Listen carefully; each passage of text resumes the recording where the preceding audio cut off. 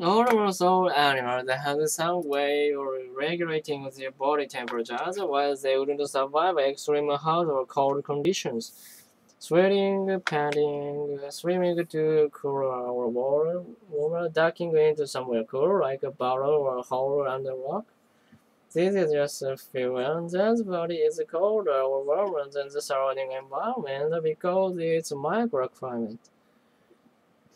Microclimate is a group of climate conditions that affect the localized area.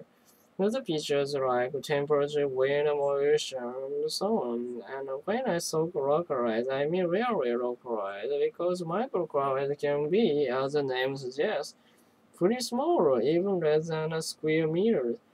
And microgrids are affected by a huge number of variables, so obvious weather conditions are less than a square meter, and other aspects at the location, like the elevation of the land, the people nearby, and so on, may have a substantial effects on microclimates.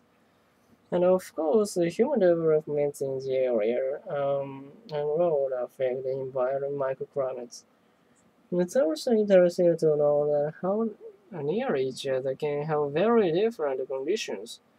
In the forest, for example, there can be a very nearly microclimates close to each other because of all variables which as I mentioned. So how than the ground burrows to stay cool and cold climate. Well, since the cold area sinks and is split shaded, it is usually much cooler than the surrounding area. And this fact is so important because many animals rely on microclimates to regulate their body temperature. For instance, there are species of cloud on used California. They can get very hot in outflow for the food, so they need a way to cool down. So what they do, they go back into the bowl. Their body temperature can decrease very quickly. The trip to the bar prevents the squirrel from getting too hot, but squirrels are mammal, right? I thought mammals regulate their temperature internally.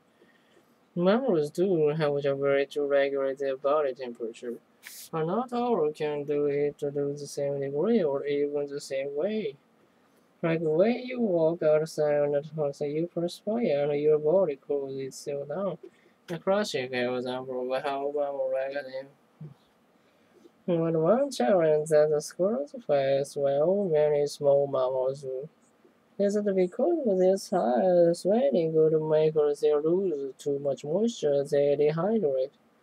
But on the other hand, their small size allows them to fit in a very tiny space. So for small mammals, microclimate can make a big difference.